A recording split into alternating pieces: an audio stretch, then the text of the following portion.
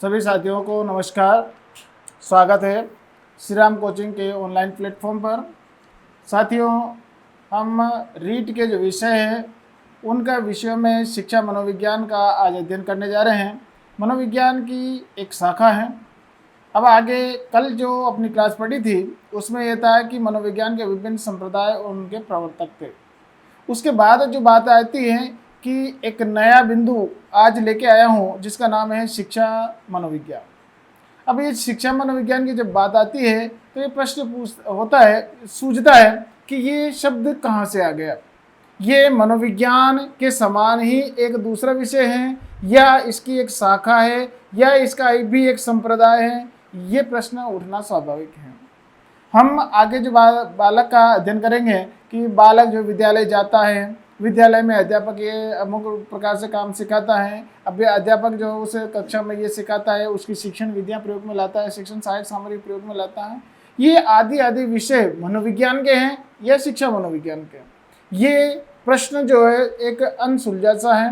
तो आइए हम बात करते हैं शिक्षा मनोविज्ञान की, जिससे अंतर्गत ये बात स्पष्ट हो जाती है कि किन किन बिंदुओं को हम जो है मनोविज्ञान के अंतर्गत रखते हैं और कौन से बिंदु जो है शिक्षा मनोविज्ञान के आ जाते हैं। अब मैं प्रारंभ करना चाहूँगा कि मनोविज्ञान का जो आपने उत्पत्ति, विकास, अर्थ, परिभाषा जब पढ़ी थी तब आपने देखा होगा कि ये जो विषय हैं कैसे 4 नामों को जो है पार करता हुआ आगे बढ़ा है और आज 21वीं सदी 20वीं सदी में इसे हम क्या कहते हैं, व्यवहार और अनुभूति का विज्ञान। तो मैं शिक्षा मनोविज्ञान का बिंदु प्रारंभ करने से पूर्व ये बताना चाहूँगा कि जो मनोविज्ञान है साथियों, आपने जाना था कि 16वीं सदी में ये आत्मा का विज्ञान कहा जाता था और आत्मा का विज्ञान ये जो शब्दावली है ये थोड़ी सी अटपटी है। अब इस विषय से मैं आगे अपनी बात बताना चाहूँगा कि जब ये जो समय है 400 ईसा पूर्व से लेकर आप कह रहे हो 16वीं सदी तक, ये जो है आत्मदर्शन के रूप में जाना जाता था। क्या नाम है? आत्मदर्शन। इसका मतलब आत्मदर्शन आप जब यूज कर रहे हो तो ये विज्ञान कैसे बन गया? स्वाभाविक सी बात है। तो ये बात जो है 16वीं सदी में 1590 ईस्वी में जो है एक विद्वान हुआ है, ग्रीक विद्वान, जिसका नाम है दोस्तों रुडोल्फ गोयकल।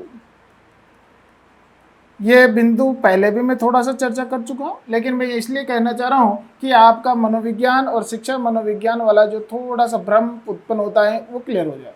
तो रुडोल्फ गोयकल जो हैं, इसने जो पुस्तक लिखी थी साइकोलॉजिया, PSYCHOLOGIA, साइकोलॉजिया जो लैटिन भाषा में लिखी थी, उसने ये बताया था कि ये जो मन और जो दर्शन वाली जो बात करी है ये एक आत्मा के जीव के अंतर्गत विद्यमान वाली बात है। लेकिन इसके बारे में उन्होंने तर्क प्रस्तुत किया, इसके बारे में परिभाषाएं दी, इसके बारे में उन्होंने व्याख्याएं दी और इसके संबंध में उन्होंने संदर्भ दिए। तो इन बातों को जब इतनी बातों को जोड़कर जब प्रस्तुत किया जाता है इस पुस्तक में, तो दोस्तों साथियों, ये या तो क्या बन जाता है, शास्त्र बन जाता है या विज्ञान बन जाता है। ये बात समझ में, कोई भी विषय हो, जब किसी विषय का उपभाग बनता है और उपभाग के अंतर्गत इस तरह की जब बातें होने लगती हैं तो उन बातों के आधार पर वो प्रमाणिक सिद्ध होता है और प्रमाणिक सिद्ध होता है तो वो क्या बन जाता है, या तो शास्त्र या विज्ञान।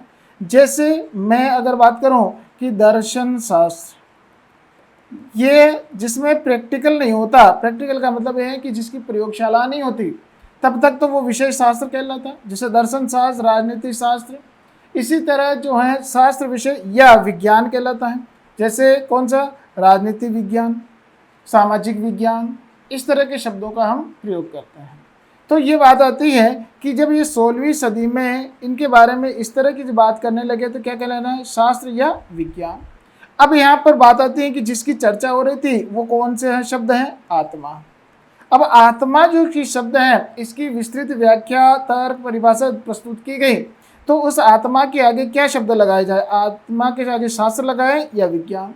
तो स्वाभाविक रूप से जो सामान्य शब्द जो जुड़ा वो कौन सा जुड़ा, विज्ञान शब्द जुड़ा। इसी कारण है कि आत्मा का शास्त्र न कह के क्या कहा है, आत्मा का विज्ञान हो गया। इसका मतलब है अब इसे एक संदर्भित विषय के रूप में पढ़ा समझा जाने लगा। तो ये बात आ गई, आत्मा का विज्ञान हो गया। अब इससे पहले आपको पता हो कि इस समय 400 से लेकर या 16वीं सदी तक ये किस विषय के अंतर्गत पढ़ा जाता था, ये आपको ज्ञात है, दर्शन शास्त्र के अंतर्गत पढ़ा जाता था। दर्शन शास्त्र में इसका नाम क्या था, आत्मदर्शन, और आत्मदर्शन के रूप में पढ़ा जाता है। जब ये आत्मदर्शन वाला जो विषय है अब क्या बन गया है, आत्मा का विज्ञान बन गया, तो बताओ कि जब ये विज्ञान बन जाता है या शास्त्र बन जाता है तो दो शास्त्र या दो विज्ञान एक साथ रह सकते हैं क्या, नहीं रह सकते। इसका मतलब वो स्वतंत्र रूप से अपने आप में क्या बन जाता है, शास्त्र या विज्ञान। इस कारण जब ये इसमें विज्ञान शब्द का प्रयोग किया जाने लगा तो दर्शन शास्त्र से ये आत्मा का विज्ञान क्या हो गया, अलग हो गया साथियों। इस तरह जो बात आती है कि ये 16वीं सदी में अपने आप में क्या कहा जाने लगा, 16वीं सदी में ये अपने आप में क्या बन गया, विज्ञान बन गया। इसका मतलब ये है कि ये किससे अलग हो गया, दर्शन शास्त्र। किससे अलग हो गया साथियों, दर्शन शास्त्र से अलग हो गया। अब जब अलग हो जाता है तो अपने आप में क्या बन गया, आत्मा का विज्ञान। हालांकि आगे का जो चर्चा होती थी वो किसके रूप में होती थी, मन मस्तिष्क के रूप में हुई, फिर बाद में चेतना के रूप में हुई, फिर व्यवहार के बाद के रूप में हुई, लेकिन शब्द तो विज्ञान ही है। अब ये बात आती है कि ये जब 16वीं सदी में आत्मा का विज्ञान हो गया, अपने आप में स्वतंत्र विज्ञान हो गया, तो क्या अकेला विज्ञान ही रहा है क्या, नहीं सकते। अब इसकी आगे की कड़ी जोड़ता हूँ मैं आपके सामने कि 16वीं सदी में ये दर्शन शास्त्र अलग होकर क्या बन गया, आत्मा का विज्ञान, आत्मा का विज्ञान कहा जाने लगा। अब जब विज्ञान आ गया तो इसका मतलब इसकी भी बहुत सारी धीरे धीरे क्या बनी, शाखाएं विकसित हो गई, और शाखाएं विकसित हुई तो हर प्रत्येक फील्ड में जब इसका नाम होने लगा, जिस काम में ये उपयोग में आने लगा, उस आधार पर इसकी शाखाएं बनी, और ये जो शाखाएं बनी वो आगे से आगे बढ़ती गई। अभी भी कई प्रकार के इसका विकास हो रहा है। जैसे अगर ये बाल विकास के संबंध में बात करते हैं तो बाल विकास एक शाखा हो गई। इसी तरह अगर ये प्रयोग करने का ही काम करता है तो प्रयोगात्मक मनोविज्ञान हो गया। बाल विकास जिसे बाल मनोविज्ञान भी कहते हैं। इसी तरह अगर मान लो पशु मनोविज्ञान, पशुओं के संबंध में बात करते हैं तो पशु मनोविज्ञान शब्द कहा जाने लगा।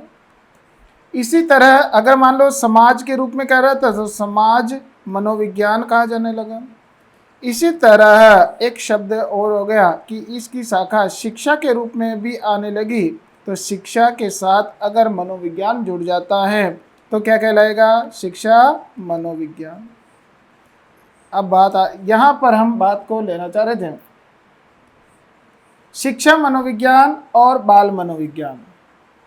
हम बात करेंगे अभिवृद्धि और विकास की, उसकी रुचियों की, उसकी संवेगों की, तो वो कौन सी आएगी, बाल मनोविज्ञान की। हम उसकी बात करेंगे शारीरिक विकास की, हम बात करेंगे उसके नैतिक विकास की, हम करेंगे उसके सामाजिक विकास की, वो चर्चाएं कौन से में लेंगे, हम बाल मनोविज्ञान में लेंगे।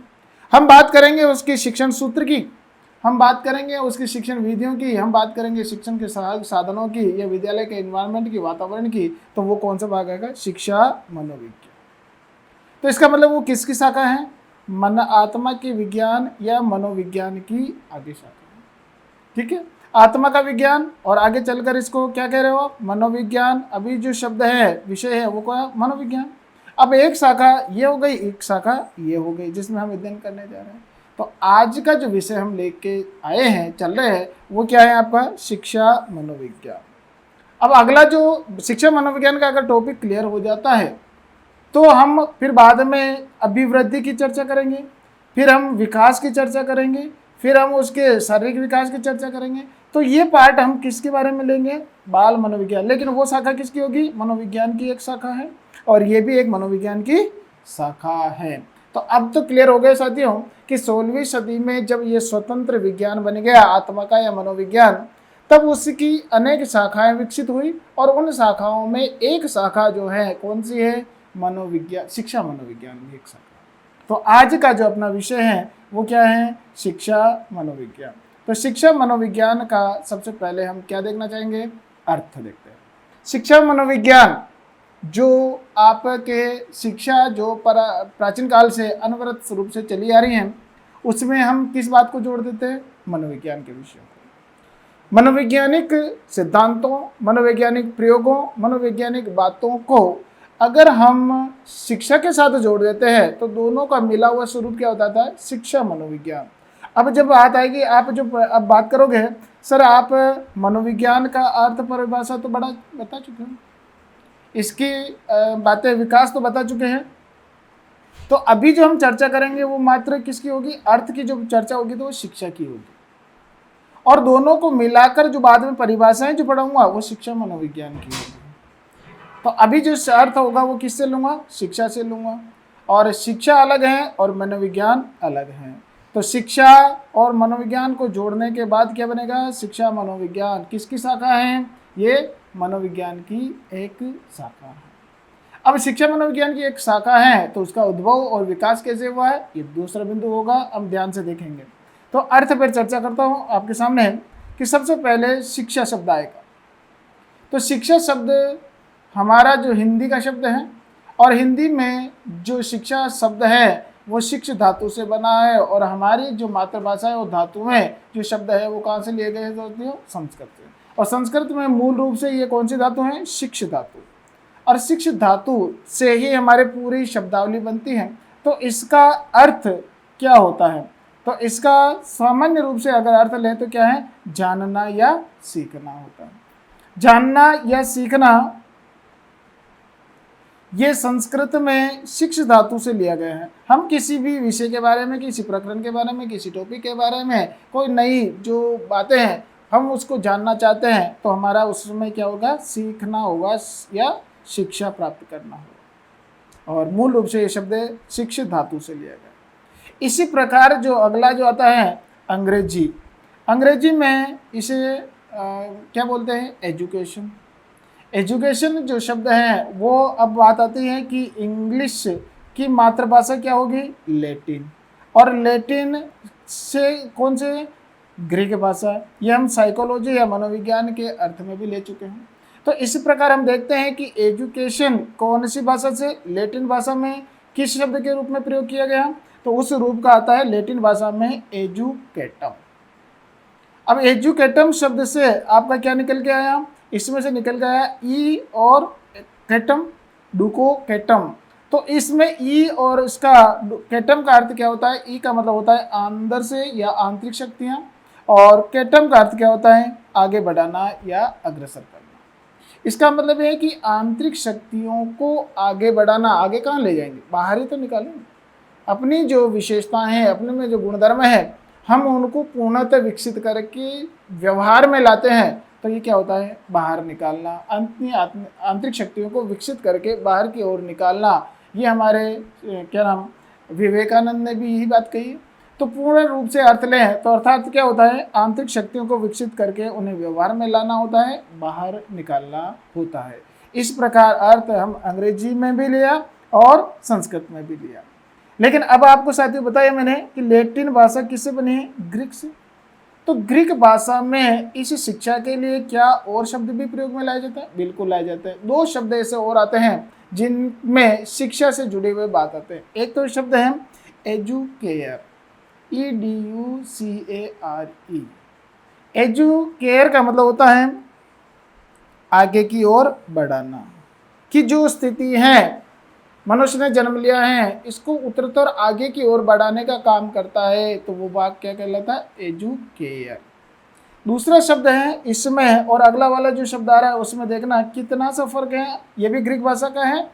इसमें शब्द दिया है दोस्तों EDUCERE, और यहाँ पर CARE, और यहाँ CERE। यहाँ पर एजुकेयर और यहाँ पर एजुसेयर शब्द प्रयोग में लाना। इसका अर्थ होता है आगे बढ़ाना और इसको क्या करना, विकसित करना। लगभग समान अर्थ ले रहा है कि अंदर की शक्तियों को विकसित करना। विकसित होगी तो ऑटोमेटिक वहाँ स्थायी नहीं रहेगी, वो बाहर की ओर निकलेगी, व्यवहार में आएगी। तो इस तरह जो है अंदर की शक्तियों को जागृत करना, वो ऑटोमेटिक बाहर आएगी। ये ग्रीक भाषा में ये दो शब्द इस बात को बताते हैं। अब बात आती है कि जब इसकी अर्थ की चर्चा होती है तो विकास के संबंध में भी बात आती है कि आप जो है ये मनोविज्ञान से ये बातें कैसे जुड़ती है। उस मनोविज्ञान से जुड़ती हुई बातों को हम ध्यान में रखकर हम इसका विकास पढ़ते हैं। जब विकास हमने मनोविज्ञान का भी पढ़ा था, कितने चरणों में, 4। तो अब इसका जो विकास है कौन सी सदी में हुआ है, तो ये आएगा दोस्तों 20वीं सदी में। तो 20वीं सदी की जब बात करते हैं तो यहाँ पर मनोविज्ञान को क्या किस नाम से जाना जाता था, व्यवहार का विज्ञान कह रहे हो। तो व्यवहार के विज्ञान के दौरान किन किन मनोवैज्ञानिकों ने, किन किन लोगों ने, किन किन विद्वानों ने जो है इसको व्यवहार के विज्ञान को शिक्षा से जोड़ा, व्यवहार के विज्ञान को किसे, शिक्षा के रूप में जोड़ने का प्रयास किया। प्रमुख शिक्षाविद कौन कौन हुए हैं, इनकी भी हम चर्चा करेंगे। सबसे पहले बात आती है कि जिसने ये बात रखी है कि इस व्यवहार के विज्ञान को या मनो को विज्ञान को शिक्षा से भी जोड़ा जाए तो बहुत अच्छा होगा। तो इस तरह की अवधारणा, कल्पना, तर्क, चिंतन सबसे पहले किसने दिया, तो वो देने वाला सबसे पहला जो विद्वान था साथियों, वो कौन है, रूसो। रूसो ने जब ये बात अवधारणा स्पष्ट की 19वीं सदी में, तो इसका मतलब है कि 1900 ईस्वी का मतलब है 1900 के बाद आगे की जो सदी आएगी वो 20वीं है।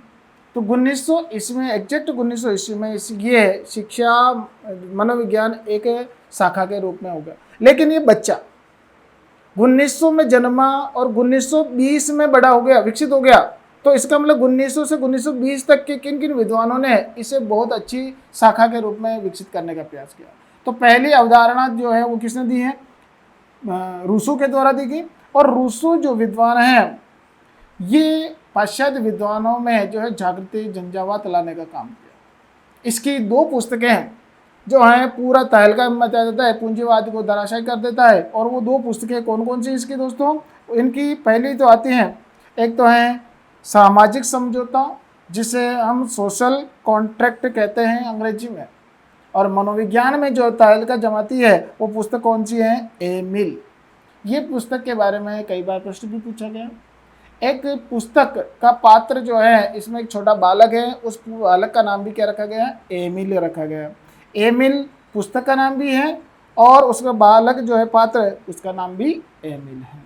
अब ये बालक विभिन्न परिस्थितियों से गुजरता है और उसको जो नीड होती है शैक्षिक रूप से, और वो भी मनोविज्ञान में जो सूत्र, अवधारणा, गुण है वही शिक्षा में आवश्यक समझता है। अब उसको दोनों को जोड़ने की जो बात है इस पुस्तक के द्वारा की गई है। आगे चले साथियों कि रूसो के बाद किस विद्वान ने इसको जो है आगे बढ़ाने का श्रेय दिया जाता है। बहुत बार नाम आता है खेल विधि और किंडरगार्टन विधि, इस तरह की जब चर्चा आती है तो प्रथम विद्वान, जैसे रूसो ने अवधारणा दी और अवधारणा के बाद जो प्रथम विद्वान किसे माना जाता है, तो एक तो पेस्टोलॉजी, हर्बर्ट स्पेंसर और फ्रोबेल। इन दोनों के द्वारा जो है बालकों के लिए, शिक्षा के लिए काफ़ी अथक प्रयास किया। और 20वीं सदी में जब ये प्रारंभ में थे 1901, 2, 3, 4, तो थॉर्नडाइक आ गया। 1904 में थॉर्नडाइक का सिद्धांत जो है वो काफ़ी पॉपुलर हो गया और थॉर्नडाइक ने जो है इसको 1904 से लेकर 1920 तक इतना अच्छी ढंग से इनको व्यवस्थित सजाया कि ये पूर्ण एक शाखा के रूप में विकसित हो गया। तो ये मैं कह रहा था कि इस शिक्षा मनोविज्ञान का उद्भव कब हुआ, 1900 में, और पूर्ण विकसित कब हो गया, 1920 में। इसका मतलब 20 साल में ही ये शाखा काफ़ी स्ट्रॉन्ग हो गई। सबसे पहले योगदान रूसो का, दूसरे जो हैं फ्रोबेल, हर्बर्ट स्पेंसर और पेस्टोलॉजी रहे हैं, और उसके बाद जो प्रमुख जो है वो कौन है, थॉर्नडाइक। अब थॉर्नडाइक ने इसको पूर्णतः कितने समय में विकसित कर दिया, 1920 में ही। इसलिए शिक्षा मनोविज्ञान का जनक, इस शाखा का जनक किस विद्वान को कहा जाता है दोस्तों, ये शिक्षा मनोविज्ञान का जो पूर्ण विकास 1920 में हुआ और इस जनक का नाम है दोस्तों थॉर्नडाइक। शिक्षा मनोविज्ञान का जनक थॉर्नडाइक को कहते हैं। और थॉर्नडाइक 1904 से लेकर 1920 तक इसमें जुड़े रहे। अब थॉर्नडाइक के सहयोगी भी थे, अकेला नहीं था। इसमें नाम आता है एक तो जड़ और टर्मन। जड़ का नाम, ये टर्मन जो है बुद्धि लब्धि के रूप में, बुद्धि के रूप में बहुत काम देता है। जड़ इनका विशेष सहयोगी था। अब इसके कारण एक इनका सहयोगी और आता है जिसका नाम है गेरट। ये चार जो हैं, चार विद्वान काफ़ी मनोविज्ञान को आगे ले जाते हैं। अब ये जो आगे ले जाते हैं तो गेरट ने सामाजिक बुद्धि दी, टर्मन ने बुद्धि लब्धि सारणी दी और बुद्धि जो परीक्षण के में प्रयोग किया, और जड़ जो है इनका विशेष सहयोग करने में रह गया। और इस विज्ञान का जो दादा गुरु कौन है? थॉर्नडाइक है।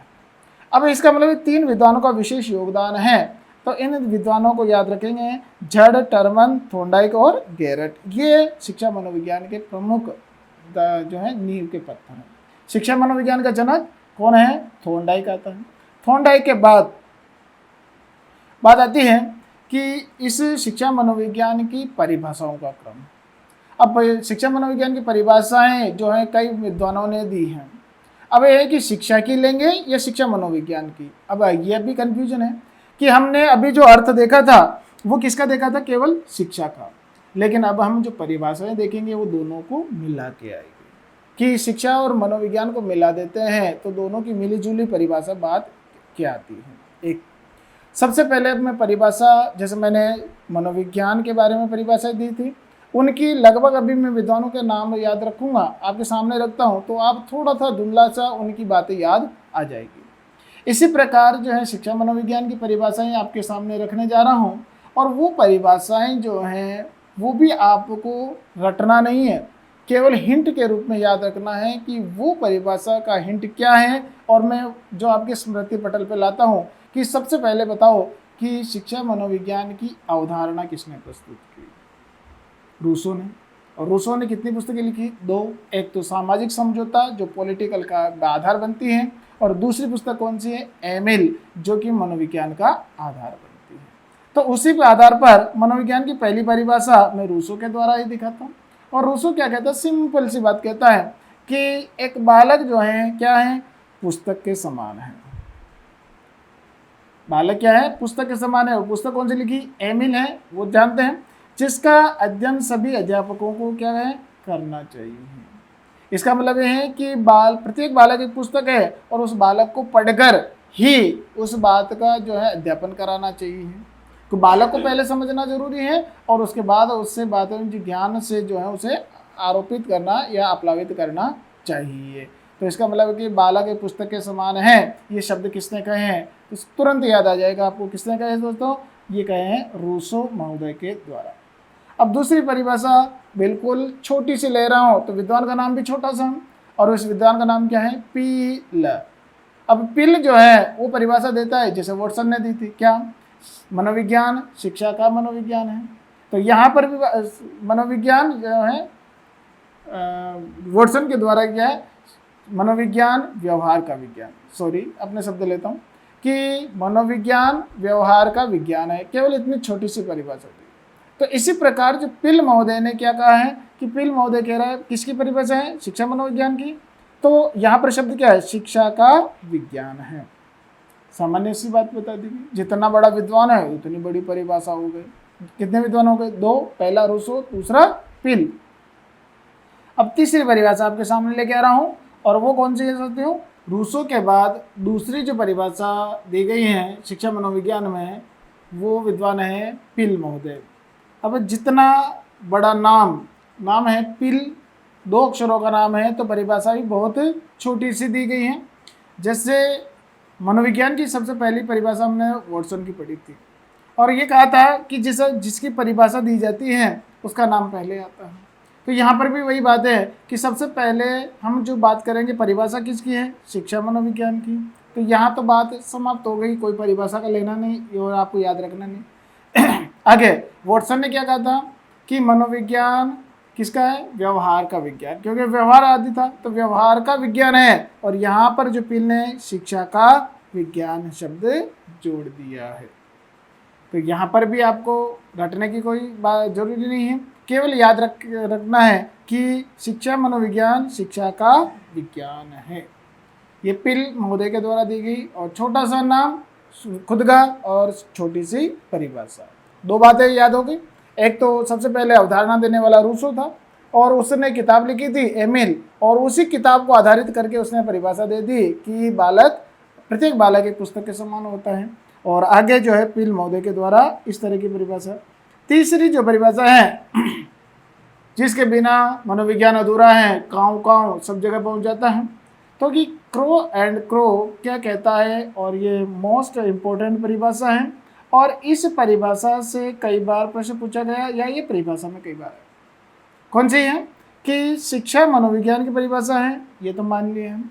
अब कब की बार कह रहे हैं, मानव के जन्म, जो जैसे ही जन्म लेता है से लेकर वृद्धावस्था तक या मृत्यु तक, दोनों शब्द कहीं कहीं आता है किताब में, आपको वृद्धावस्था भी आ जाए या अंत तक भी आ जाए या मृत्यु तक आ जाए, सीखने के अनुभवों का वर्णन और उसके सीखने के वर्णन और उसकी व्याख्या करता है।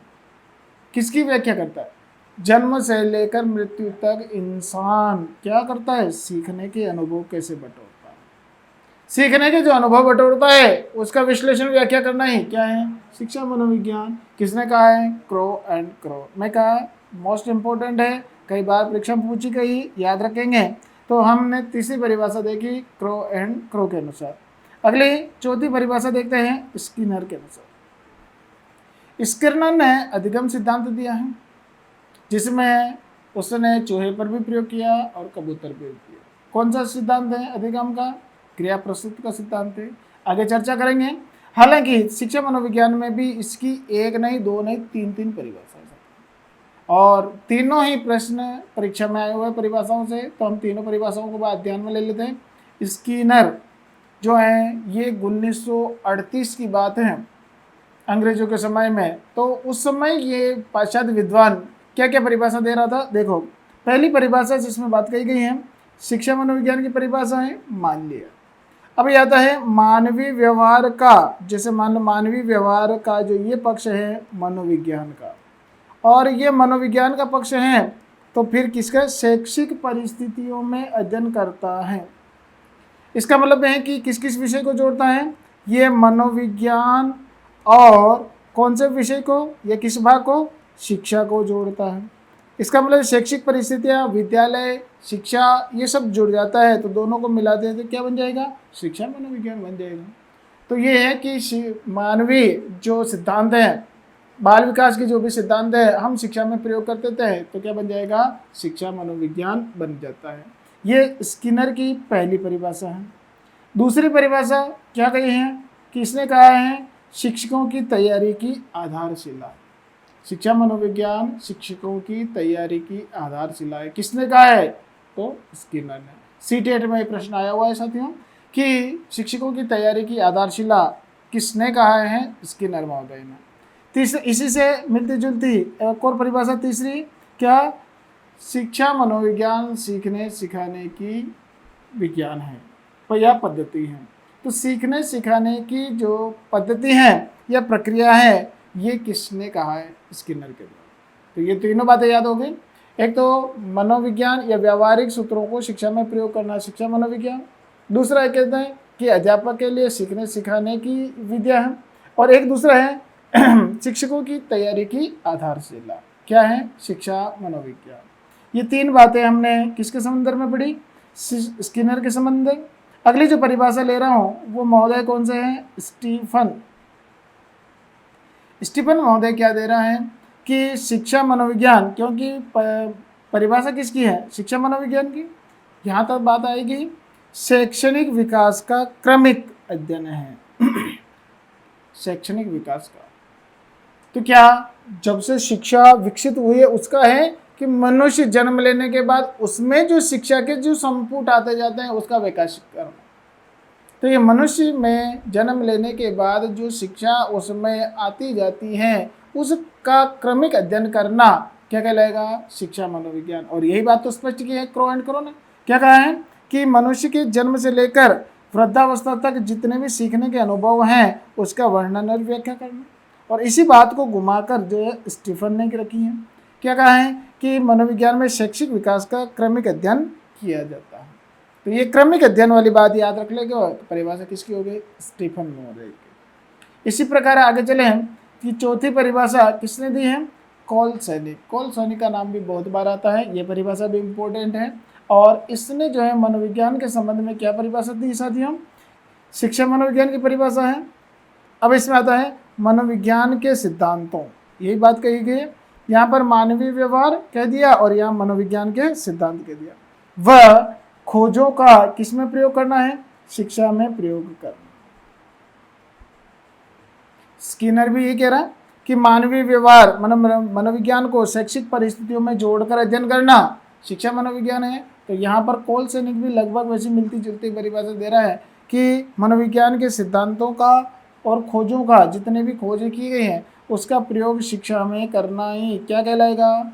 शिक्षा मनोविज्ञान कहलाता। तो दोस्तों अभी जैसे अपन ने परिभाषा पढ़ी थी, पहली परिभाषा जो अवधारणा दी थी रूसो ने, उसके अनुसार पढ़ी। दूसरी परिभाषा किसने? पील महोदय के अनुसार पढ़ी। तीसरी क्रो एंड क्रो के अनुसार पढ़ी। चौथी हमने किसके? स्किनर महोदय के अनुसार पढ़ी। स्किनर ने 3 परिभाषाएं दी। उसके पश्चात जो है चौथी अगली परिभाषा स्टीफन महोदय और उसके बाद जो है किसने? कोलसैनिक के द्वारा पढ़ी गई। हम ये जैसे जानना चाहेंगे कि कुछ न कुछ संकेत विशेष हैं जो उस विद्वान को पहचानने में हमें सुविधा देता है। तो आज हमने जिन विषयों को पढ़ा वो क्या था कि मनोविज्ञान दर्शन शास्त्र से कैसे अलग हुआ। 16वीं सदी में अलग करने वाला कौन था? ये था रुडोल्फ गोइकर। जब उसने अलग किया तो दर्शन शास्त्र अलग हो गया और मनोविज्ञान अलग हो गया। तो पहले एक शाखा था दर्शन शास्त्र की, वो अलग होकर एक अलग इंडिपेंडेंट मनोविज्ञान बन गया। और उसके बाद जो इसकी भी कई शाखाएं विकसित हुई और उसमें बाल विकास भी एक शाखा है, तो शिक्षा मनोविज्ञान भी एक शाखा है।